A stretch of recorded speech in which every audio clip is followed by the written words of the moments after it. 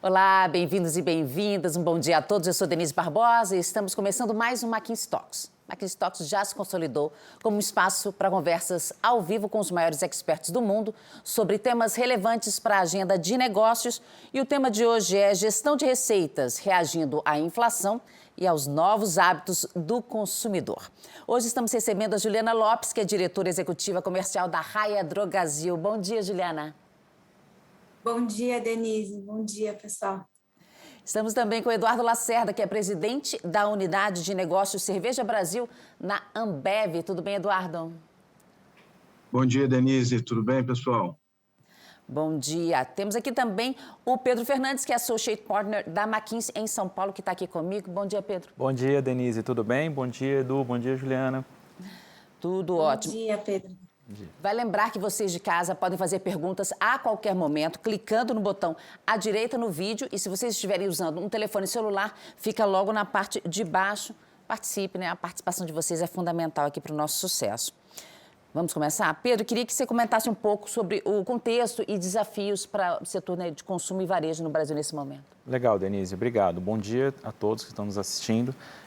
Eu queria começar introduzindo um pouco quais são alguns desafios que as empresas de consumo e de varejo estão tendo neste momento aqui no Brasil, né? Eu vou comentar sobre 3 pontos. Um é a inflação, né, que voltou de vez, acho que todos estão sentindo aqui, tanto como consumidores, como pessoas que trabalham no setor, que é um fator que está afetando bastante decisões do dia a dia. Eu vou também falar sobre algumas novas dinâmicas que estamos vendo, tanto em canais como em hábitos do consumidor, que são oriundas de mudanças que a gente tem visto com a evolução da pandemia aqui no Brasil. Falando primeiro sobre inflação, né? Ou seja, acho que todos têm visto os números mais recentes de inflação, né? Basicamente, quando a gente olha desde o começo do ano, a inflação tem se acelerado, né? Ela cresceu em 2 pontos entre janeiro e abril e cresceu em 2 pontos aproximadamente de abril para cá. Isso tem se distribuído em várias categorias, como desde transportes, alimentos e bebidas, que é uma coisa que a gente vai falar bastante aqui hoje, e vestuário. E quando a gente olha algumas subcategorias específicas, né, dentro de alimentos e bebidas, a gente tem visto aumentos bastante expressivos, e que tem a ver desde a cadeia inteira de insumos, transportes e tudo mais, tem afetado a alta nos preços dessas categorias. Tá? Um outro efeito que vem junto com a inflação é uma incerteza no cenário macroeconômico, né? Então, a gente tem visto um índice de confiança do consumidor que caiu e não está se recuperando nos últimos meses, e um PIB que tem sido errático, né? Ou seja, um crescimento econômico que parecia que ia vir bem depois da pandemia e agora a gente tem um pouco menos de certeza.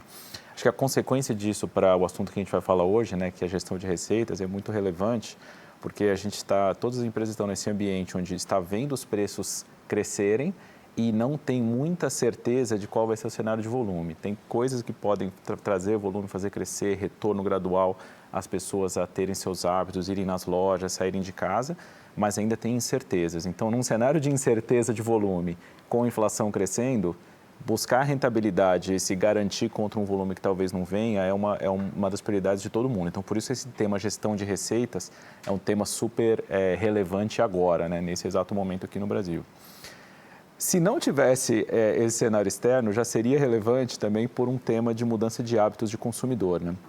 O que a gente tem visto desde a pandemia, e a McKinsey faz pesquisas com consumidores periodicamente em vários países do mundo, e a gente consegue comparar alguns indicadores entre o Brasil e outros países, né? A gente viu que após a pandemia aumentou muito o número de pessoas que passaram a utilizar canais digitais para produtos e serviços que não utilizavam antes, né? E o Brasil é um dos países que mais teve esse acesso, né? Ou seja, o acesso a canais digitais no Brasil é um dos maiores no mundo, seja puramente digital, seja digital como suporte a alguma experiência física, né? E particularmente o brasileiro, a gente viu nas nossas últimas pesquisas alguns comportamentos super interessantes, né? Ou seja, 80% dos brasileiros, na nossa pesquisa, declaram que utilizam algum tipo de aplicativo em algum pedaço da sua missão de compra, seja na pesquisa do preço, seja no entendimento do produto, seja na conversão da compra, né? A gente já vê que 40% dos brasileiros, aproximadamente, declaram que fazem compras via ou algum tipo de jornada de compra via redes sociais, né? E aí, principalmente o WhatsApp emergindo muito forte.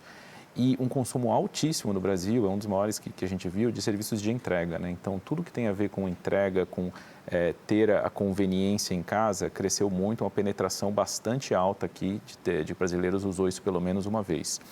Né? Além disso, um outro efeito interessante da pandemia é uma queda da fidelização e uma maior orientação a preço.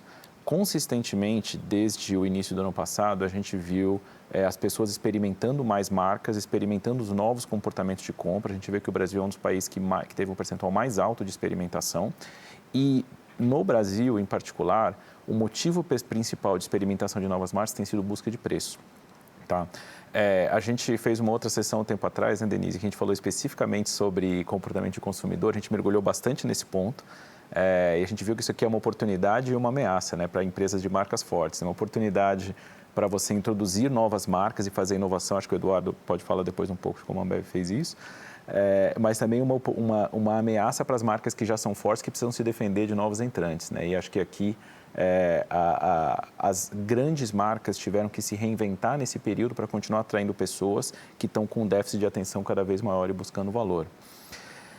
Por fim, antes para fechar esse tema de contexto, a gente está vendo bastante disrupção nos canais, né, na cadeia de valor.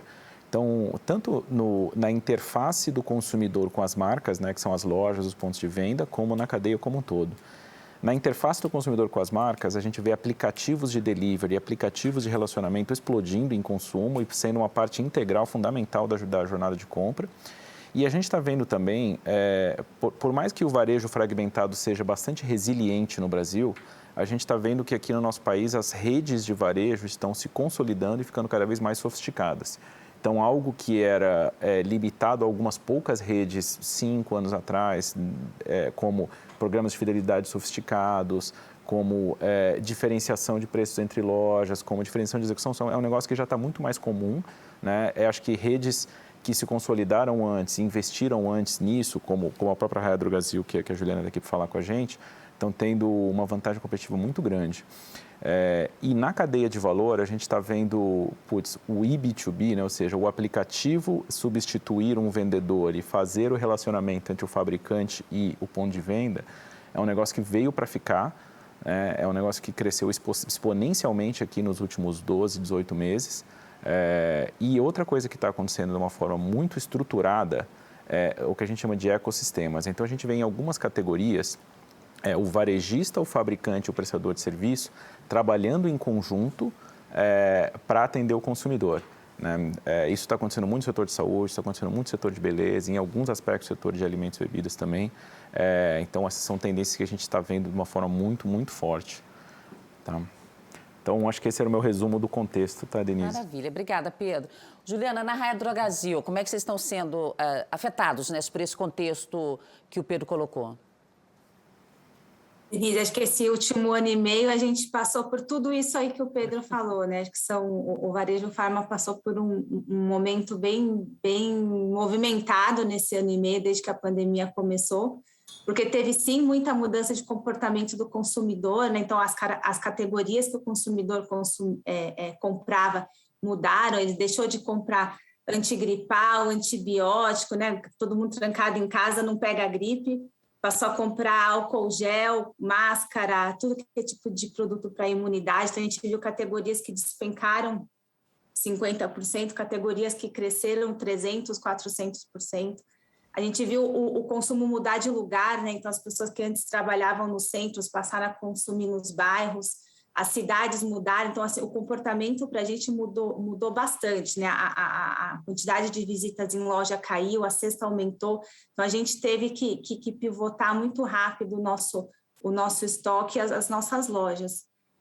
Nesse contexto, tinha um mercado, então, assim, com excessos de estoques de um lado, escassez de produto do outro, porque a indústria também não conseguia responder tão rápido a tantos picos de demanda que a gente estava tendo. Então, do ponto de vista de pricing, né, de gestão de receita aqui, foi o contexto perfeito para bagunçar toda a precificação do varejo farma. Um outro ponto que você mencionou, Pedro, que aconteceu muito forte aqui, foi o crescimento do digital, né? A gente tinha 1% de participação do digital na nossa venda antes da pandemia. Se você pensar, todo mundo tem uma farmácia na esquina de casa, né? Então, comprar na farmácia sempre foi muito conveniente. Então, o canal digital nunca teve um apelo muito forte no farma, mas a gente viu passar de 1% para 9%, né? Então, a gente teve também que se movimentar muito rápido, melhorar a experiência do aplicativo, dos nossos sites, para conseguir responder a essa demanda. E traz aí, acho que, um lado muito positivo, né? Porque você falou um pouco de fidelidade aí na sua introdução.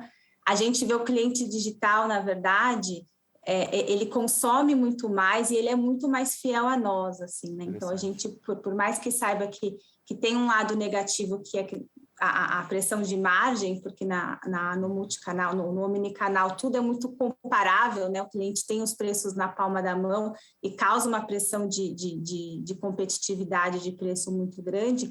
Traz também para a gente, como rede, um lado positivo, que é um relacionamento muito mais próximo, né? Agora a gente está na casa do cliente, a gente tem 12 milhões de aplicativos baixados já para a gente se relacionar com o cliente. Então, foi uma mudança que acho que trouxe bastante pressão para a gente, que olha precificação, competitividade e tudo isso, mas trouxe também bastante relacionamento, fidelidade desses clientes, né? Então, a mudança de canal tem sido positiva para a gente está virando todos os esforços da empresa para digitalizar e garantir que a gente melhora cada vez mais as nossas plataformas digitais. Eduardo, e na Ambev, como é que esses fatores estão afetando vocês? Denise, eu acho que todos os pontos que o Pedro trouxe e que a Juliana comentou agora, eles também impactaram muito a Ambev, né? A gente vê que a pandemia ela acelerou muitas tendências que já estavam aí e que a gente conseguiu, e por ver, e está sempre estudando as tendências do mercado, a gente meio que estava bem posicionado. Ninguém esperava o que aconteceu na pandemia, né? Mas eu acho que algumas iniciativas que a gente já estava trabalhando, porque via essas tendências vindo, elas nos propiciaram estar numa posição para capturar muitas oportunidades que apareceram, né? Então, a gente está num cenário de muita volatilidade, como a Juliana e o Pedro falaram, né? Mas, por exemplo, essa tendência de uma busca por comodidade dos nossos consumidores fez com que o Zé Delivery, que é a nossa plataforma de D2C, de Direct to Consumer, ela tivesse um crescimento super exponencial durante a pandemia, né? Que não só nos ajudou com o volume para a indústria, né? Para a Ambev, mas também ajudou muito os nossos clientes, principalmente o on-trade, que é quem entrega o produto para o nosso consumidor final, a não ter que fechar as portas muitas vezes, né? Porque ele não tinha, durante a pandemia, o consumidor indo no bar, mas o bar pôde manter o seu funcionamento porque ele tinha a entrega para o consumidor. Então, no final, uma palavra que o Pedro ajudou, que o Pedro usou, que é o papel das empresas no ecossistema, né? Eu acho que isso também veio, está cada vez mais forte, esse relacionamento mais perto, não só com o consumidor, mas também com os nossos clientes, com os nossos parceiros, sejam os nossos revendedores, para a gente estar cada vez mais eficiente, trabalhando cada vez mais eficiente nesse mundo que está evoluindo, né? E as plataformas digitais, e nesse caso, eu estou usando como exemplo o Zé Delivery, ele foi muito importante para a gente e vai continuar, né? Mesmo agora com os bares voltando a abrir, as pessoas indo de volta ao bar, esse consumo em casa, a comodidade, ela vai continuar para frente e a gente precisa garantir um nível de serviço e de qualidade diferenciado nas nossas plataformas, um relacionamento cada vez mais perto dos nossos clientes e dos nossos consumidores para poder se diferenciar cada vez mais e prover produtos e serviços melhores para garantir a nossa competitividade.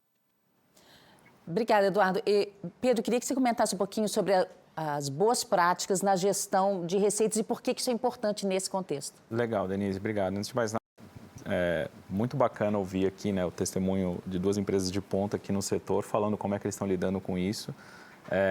E nesse contexto, acho que gestão de receitas é fundamental para aprender a surfar essas tendências e capturar oportunidades, né? E quando a gente fala de gestão de receitas, em geral a gente organiza em alguns grandes temas, né? Não é só precificação, não é só passar o preço, né? Acho que a gente tentar falar aqui de 3 grandes blocos aqui, né? Preços, trade, verbas e promoção e sortimento, né? Então, assim, decisões que a gente tem visto que podem fazer muita diferença nesse cenário são, em precificação, por exemplo, mudar a sua trajetória de preços. Então, a gente está vendo algumas categorias, por exemplo, que historicamente não vinham acompanhando a inflação para tentar gerar volume, mas agora não tem mais a opção de não acompanhar a inflação. A inflação acelerou tanto que acaba o preço ficando defasado e o custo está vindo com uma pressão. Então, muitas categorias estão tendo que tomar essa decisão. E agora? Recupero a inflação acumulada, reajo ao custo ou não? Tem umas decisões muito, muito relevantes para serem tomadas agora. Acho que mais empresas estão tendo que tomar decisões de diferenciação de preços por canal e por região que antes não eram necessariamente feitas, né? Acho que a gente está vendo comportamentos muito distintos, capital versus interior, etc., diferentes regiões do Brasil, e essa decisão aqui está sendo cada vez mais importante. A frequência de mudanças de preço também está sendo desafiada, então muitas empresas que mudavam os preços uma vez por ano estão tendo que ter um dinamismo muito maior, dinamismo e granularidade, né?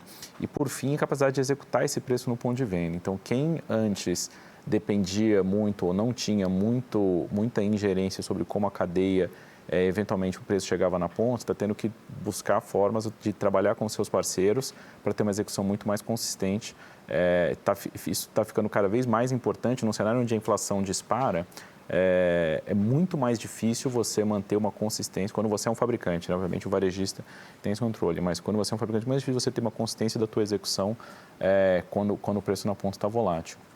Quando a gente fala de verbas de trade, promoção, o grande desafio aqui é navegar esse novo mundo, né? Então, como é que eu transformo minhas promoções que eram anos atrás, né, da Ambev, é o catálogo ou é a ponta de gôndola, eram 2, 3 decisões de promoção, né? Não era um negócio. Hoje em dia, cara, como é que eu faço marketing digital? Como é que eu coloco no cupom? Como é que eu coloco no programa de fidelidade? Então, assim, fazer promoções num ambiente onde é muito mais digital é muito diferente do que era mesmo 5 anos atrás, imagina 10, 15, né? E aí uma coisa que é a conversa agora é personalização, né? Então, quando eu tenho mais acesso a dados do consumidor, como é que a gente faz essas ofertas, segmentos consumidores e dá essas ofertas, né? Acho que essa é a conversa mais interessante do momento e como é que eu direciono e rebalanceio os investimentos para lá. E, por fim, em sortimento, que é uma decisão de revenue management bastante importante, que obviamente tem que ser tomada em conjunto com o time de marketing, com o time de trade, etc. Por um lado, o sortimento pode ser usado para melhorar o mix e trazer rentabilização, né? Eu acho que a Ambev, por exemplo, tem um exemplo bem interessante disso. Mas, ao mesmo tempo, a gente falou no começo da sessão, né, Denise, sobre consumidores, a incerteza e os consumidores estão com incerteza, estão buscando mais valor. Então, assim, tem uma oportunidade de usar a precificação também para ampliar o acesso e a penetração de algumas categorias a consumidores de baixa renda. Então, isso é um desafio nas duas pontas, né, para as empresas de consumo e varejo. Como é que eu premiumizo, mas também garanto que eu continuo com tráfego, com penetração nos consumidores de baixa renda. E, por fim, decisões de sortimento sempre são difíceis pela complexidade, né? Colocar muito SKU, colocar muita coisa para executar, depois eu não consigo fazer e volta lá para o primeiro preço que eu não consigo saber o que está no ponto de venda. Então, fazer isso em paralelo com não trazer complexidade é um desafio muito grande e que as empresas estão tendo que lidar agora, tá? Antes de passar aqui a palavra para o Edu e para a Ju, o que a gente tem observado, né, de algumas empresas que estão se dando bem em gestão de receitas, ou seja, estão conseguindo mitigar a incerteza de volume e trazer a rentabilização, né? A gente está vendo empresas que aproveitaram a pandemia, aproveitaram esse momento de reset aqui de tendências de consumidor, de hábitos, etc., para repensar a estratégia de RGM do zero e não fazer mudanças incrementais, né? Então, o que significa? Movimentos mais drásticos em, por exemplo, descontinuar algum produto, mudar uma trajetória de preço. Então, algumas empresas aproveitaram esse momento de disrupção para também fazer uma disrupção e começar do zero, não se importar muito em fazer movimentos incrementais. Isso foi um negócio interessante. O segundo ponto, e aí acho que tem a ver aqui, legal a gente ter um varejista e um fabricante aqui, né? Acho que a força da relação entre varejista e fabricante é cada vez mais relevante aqui, né? Os varejistas que se deram melhor e os fabricantes que se deram melhor foram aqueles que fizeram algum tipo de parceria diferenciada, uma parceria, como nós mencionamos, um ecossistema, uma coisa que um depende do outro de uma forma mais simbiótica, são aqueles que venceram, tanto aqui como nos Estados Unidos, né? A gente vê esse ponto muito, muito forte em outros lugares. Tema de personalização, né?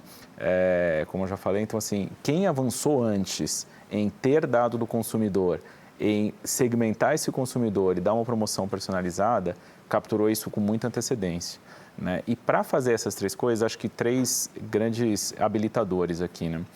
Novas fontes de dados e Advanced Analytics. Então, sem Analytics, você não consegue fazer, não consegue fazer coisas como segmentação, não consegue fazer coisas como diferenciação de preços. Então, assim, o investimento em Analytics de ponta, quem já vinha preparado surfou isso antes e quem está se preparando está conseguindo avançar mais rápido. Acho que tem um tema de infraestrutura aqui, eu estou falando de infraestrutura de tecnologia mesmo, né? Então, os links com o ponto de venda, como é que o Eduardo comentou do Zé Delivery, né? Então, imagina assim, a conexão que você precisa ter em tempo real com um canal digital que está falando com o seu ponto de venda, é um nível de interface e infraestrutura totalmente diferente do que era necessário antes, né? Então, a área de gestão de receitas tem que não só tomar as decisões, mas garantir que o jeito de chegar nessas decisões vai tá bem estruturado. E, por fim, acho que tem um tema de as capacitações de times que eram suficientes para gerar valor antes dessas tendências não são as mesmas que a gente precisa agora, né? Para fazer com agilidade, para fazer essa execução, por exemplo, para ter uma execução personalizada de promoções, você precisa de um conhecimento da cadeia, um conhecimento do shopper, um conhecimento de analytics muito maior do que se tinha antes, a forma de trabalhar é diferente, é ágil.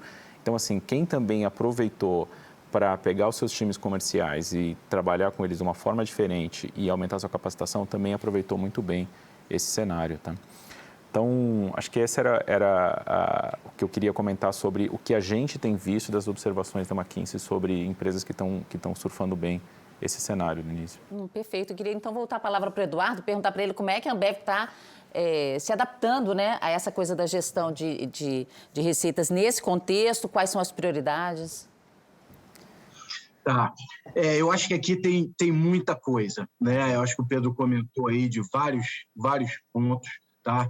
Eu vou tentar resumir aqui, pegar os principais que a gente está olhando, mas, assim, obviamente tem a parte de precificação, que ela é muito importante, mas se a gente não se adaptar a essa nova realidade, a novas tendências, se a gente ficar numa precificação simplesmente a inflação é X, eu tenho que repassar tanto no meu preço para poder manter as minhas margens, a gente vai perder a nossa batalha no mercado diariamente, né?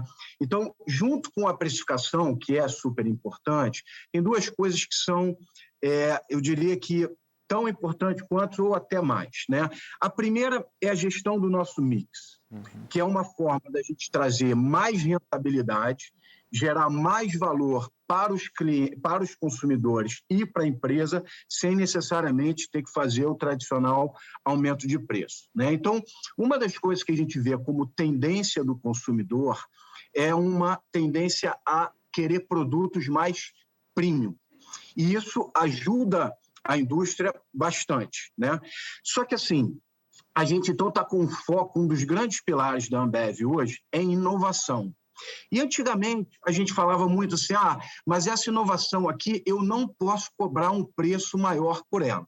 Se você não pode cobrar um preço maior pela inovação, é porque a inovação não está entregando para o consumidor alguma vantagem, não está resolvendo alguma dor do consumidor, ou o consumidor não está vendo valor naquele produto para pagar mais. Então, não faz sentido a gente lançar essa inovação. Sempre que a gente consegue justificar um premium, algum valor agregado à inovação, o consumidor vai a gente só justifica se o consumidor aceitar, né? Então, se o consumidor aceita pagar um premium pelo aquele produto, faz sentido a gente lançar aquela inovação. Então, essa gestão de mix, ela nos ajuda bastante a compensar, pelo menos, parte do impacto da inflação nos nossos custos, né? Então, a gestão de mix do portfólio, tendência de premiumização, como eu falei. Durante a pandemia, a Brahma Duplo Malte foi um produto que a gente entendeu por que o mercado de puro malte estava crescendo tanto, qual era uma necessidade que não existia no mercado, uma diferenciação que a gente poderia colocar no produto. A gente veio com o duplo malte, né, que é uma combinação de 2 maltes que traz sabor e uma cremosidade ao produto, e foi a melhor inovação da história da Ambev, foi a Brahma Duplo Malte, que veio com margens melhores para a gente. Então, sempre que você parte de uma necessidade do consumidor, você pode entregar um produto que ele vai estar disposto a pagar mais por aquilo. Na parte de affordability também, quando você vai falar, mas então você só vai lançar inovação se ela for premium? Não necessariamente, porque se eu estiver lançando uma inovação para entregar... Porque além de premiumização, existe uma tendência também ao consumidor querer, em alguns momentos, ter um custo-benefício melhor, né? Então, a gente tem uma estratégia de affordability. Se eu lanço um produto que vai canibalizar um outro produto meu que tem uma margem menor, mesmo que esse produto que eu estou lançando, que ele tenha uma margem menor do que a média, né, que ele não seja necessariamente premium, mas se ele for substituir ou canibalizar um produto que tem uma margem menor, faz sentido, porque na média eu estou melhorando o meu mix de portfólio também, né?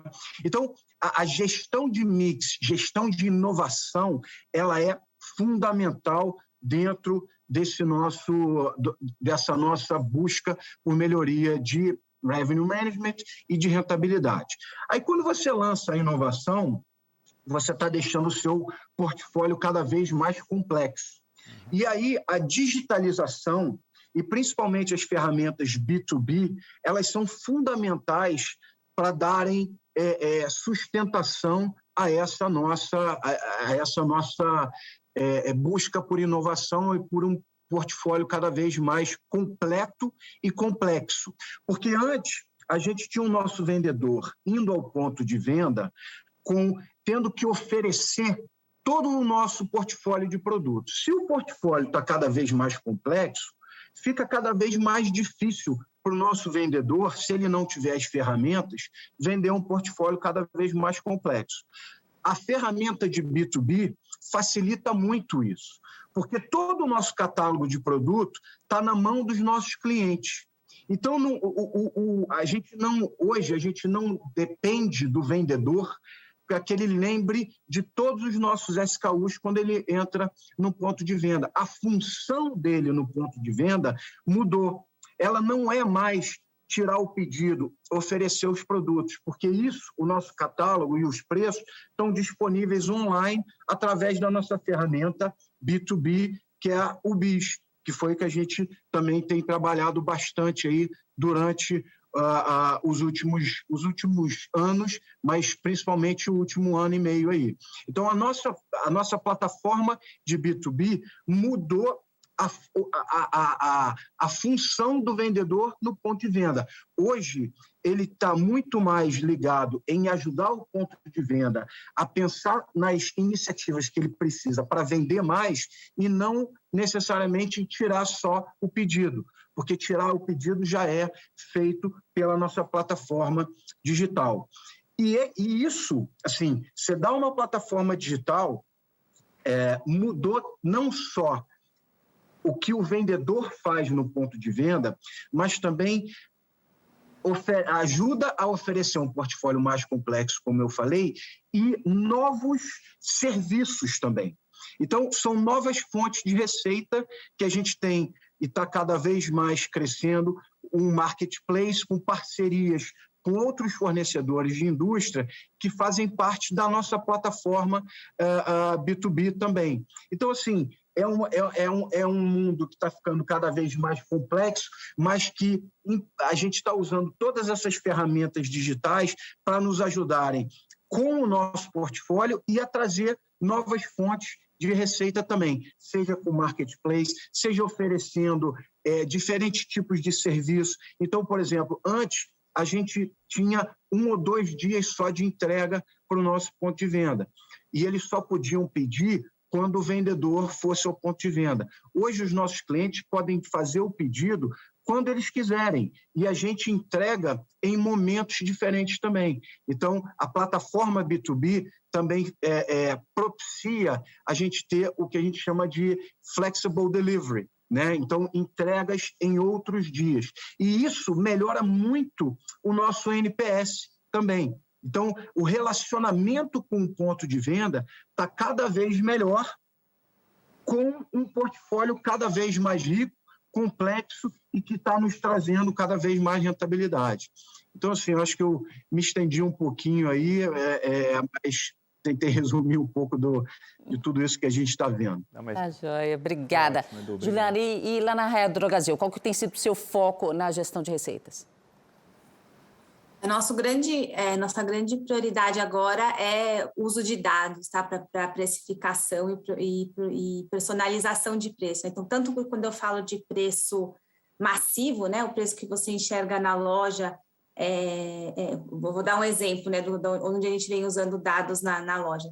Você chega no balcão, você pergunta o preço de um medicamento e não leva, e eu começo a ver que essa conversão está caindo, isso já acende uma luz vermelha para a gente de que a gente pode estar com possível problema de preço naquela loja, né? Então, tem uma série de dados que antes a gente não usava e a gente passa a usar na precificação de ponto de venda. A gente usa muito dado também na precificação do online, né? Então, a gente monitora ali de hora em hora mais de 15 sites concorrentes nossos.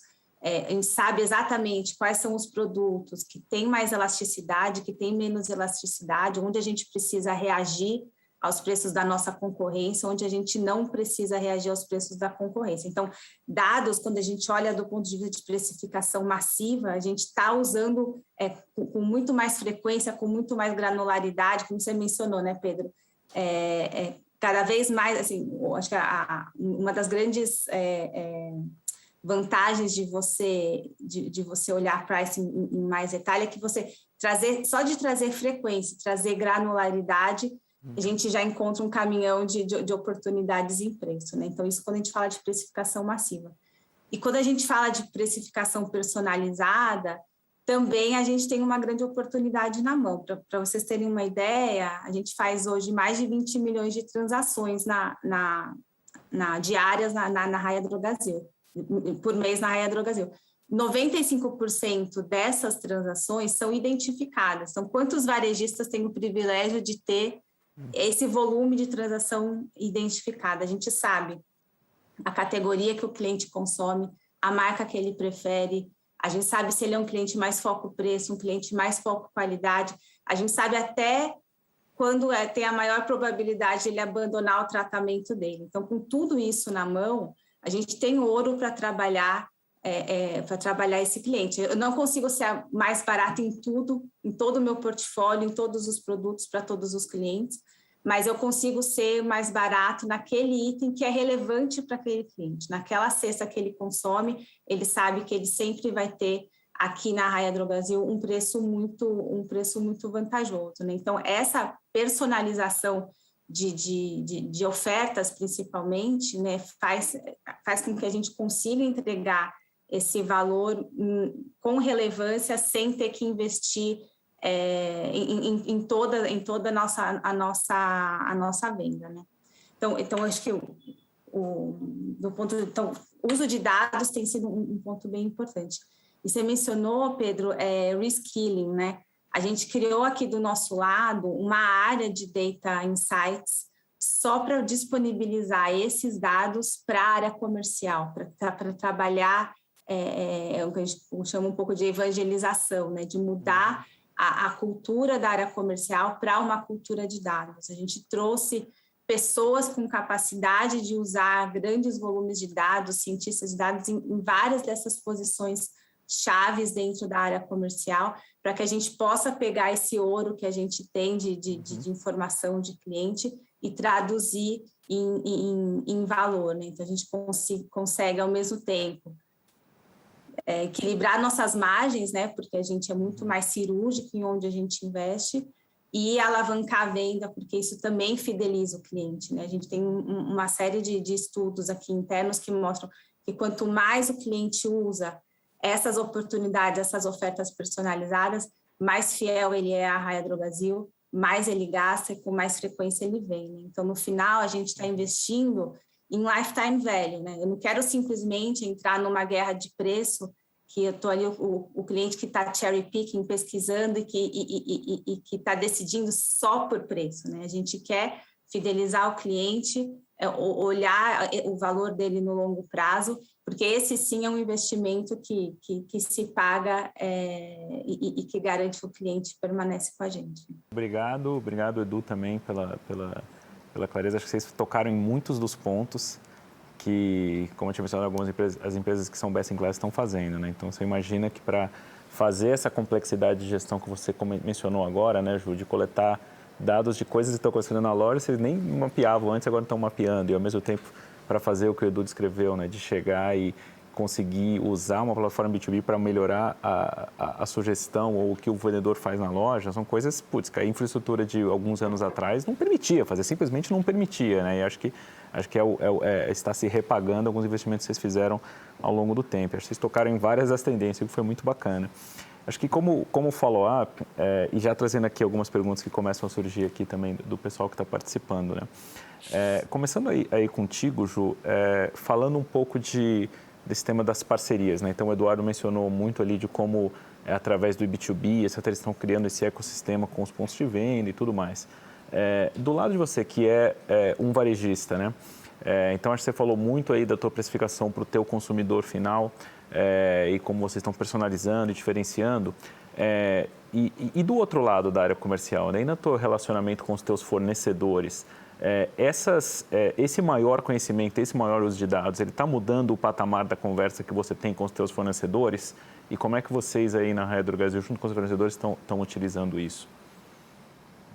Com certeza, né? E todos esses dados que eu mencionei, nossos fornecedores têm acesso a eles, né? Então, a Raia Drogasil, apesar de ser provavelmente o maior cliente da grande maioria dos nossos fornecedores, a gente nunca teve uma relação transacional com os fornecedores. A gente tenta ter uma relação bastante colaborativa que alavanca a fortaleza de cada um dos lados, né? Então, a indústria farmacêutica, a indústria traz muita inovação, traz muito lançamento, e a gente tem aqui o relacionamento com o consumidor, tem o cliente dentro da nossa loja aí quase toda semana, tem dado de consumidor. Então, se a gente juntar as duas fortalezas, acho que tem muito valor a ser gerado, né? Então, um trabalho, por exemplo, que a gente vem fazendo recentemente é de adesão ao tratamento, né? Que provavelmente um termo até que vocês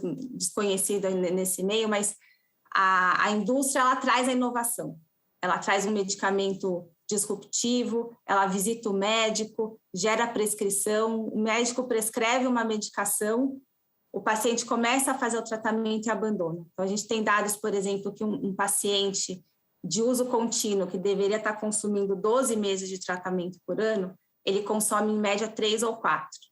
Se ele consumisse 12, né, a gente triplicaria o consumo desse cliente, né? E é ruim para nós, que não geramos venda, e para ele, que não cuida da sua saúde, né? Então, a gente vem trabalhando junto com a indústria, eles geram a prescrição e a gente, tendo o cliente na nossa loja, o farmacêutico como um ator de saúde ali na frente do cliente, como é que a gente trabalha os nossos dados, como é que sabendo qual é o mês que ele vai abandonar o tratamento dele, como que eu converso com ele, faço uma régua de relacionamento, dou um desconto no momento certo, para que ele permaneça no tratamento. Então, se a gente aumentar o tratamento dele de 3 para 4 meses, já é 30% de aumento, né? Então,